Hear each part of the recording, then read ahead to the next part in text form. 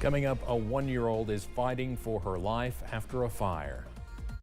Dedicated to Eastern and Southern Kentucky, this is WYMT Mountain News at 11.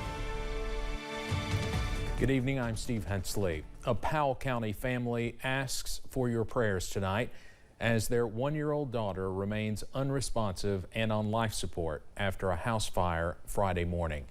Grayson Passmore was at a prayer vigil for family and friends held outside the hospital this evening. This is our little angel right here. This is our Keegan Faley. On Friday morning, a fire destroyed a Powell County home. Michelle Brown's son-in-law, Austin, and 3 of her grandchildren were inside at the time, including 1-year-old Kiki. We need God to give us a miracle. Austin suffered third-degree burns trying to get through the flames to Kiki, but she was found unresponsive with no heartbeat. She was brought back to life, but Kiki suffers from severe brain swelling. That big smile, and she holds that little finger up and she goes, no, no, no. You know, when you're used to that and then you go to this, it's not easy. And when I go in and I see my own child, her mother crying, you know, that's not easy neither. Brown holds on to her daughter Kaylee outside of UK Healthcare. Austin was released from the hospital in Louisville, and he and Kaylee haven't left Kiki since. But this visit, they're joined by family and friends in prayer. I believe in the power of prayer, and we're going to lift her up, and we're going to keep lifting her up. Kiki was born on St. Patrick's Day. Her family calls her their little good luck charm. We can't lose our girl. And, you know, God gave her to us, and I don't think he's going to take her away. In Lexington, Grayson Passmore, WKYT.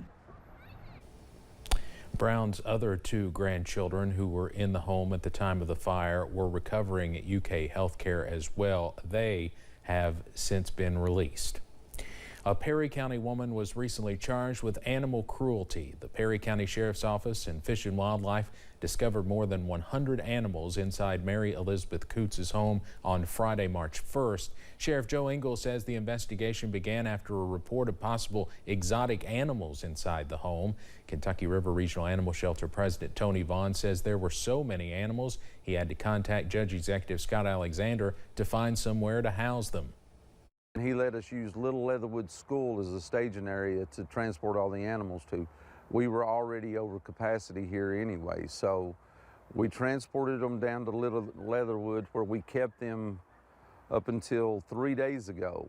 We finally got the last of the animals out of the school and got all of them to rescue except 7. Mary Elizabeth Coots was charged with cruelty to animals. Her arraignment is set for April 1st.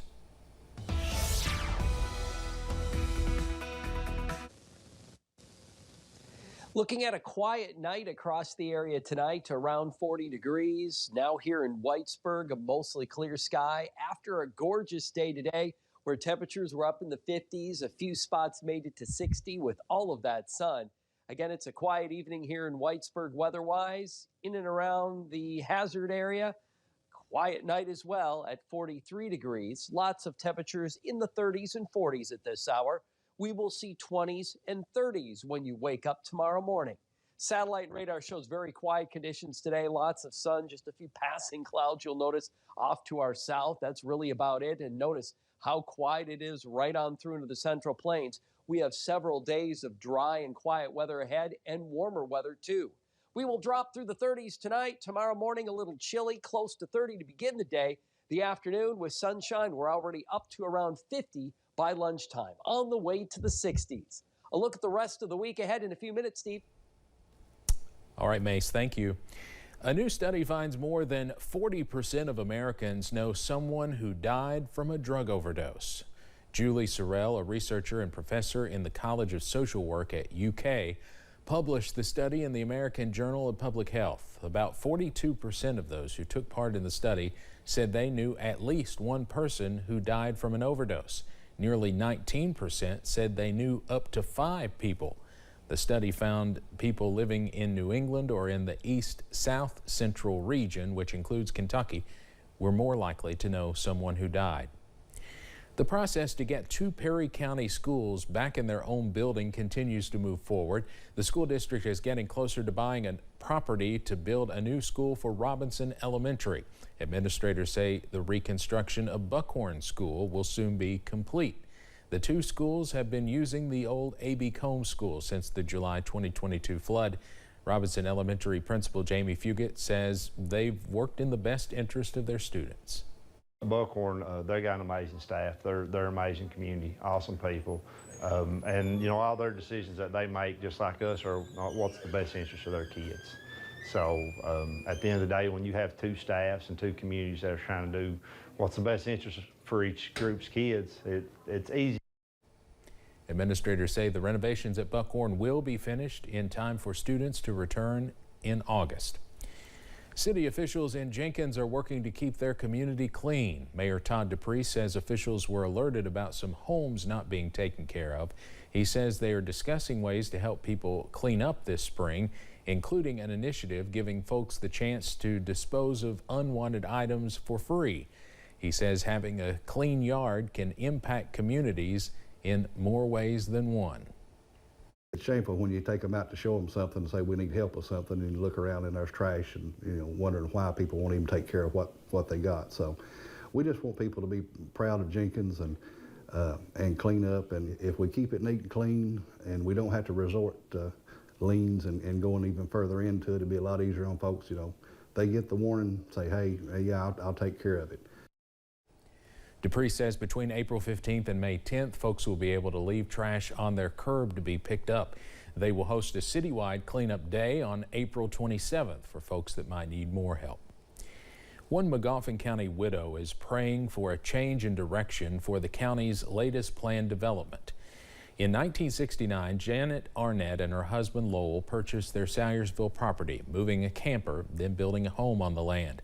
And by 1998, it was the location of the family's first farmhouse. Now, after the death of her husband in 2015, Janet is worried about saying goodbye to the home they built together, saying the Mountain Parkway expansion plans to run right through the property, and the home would be demolished.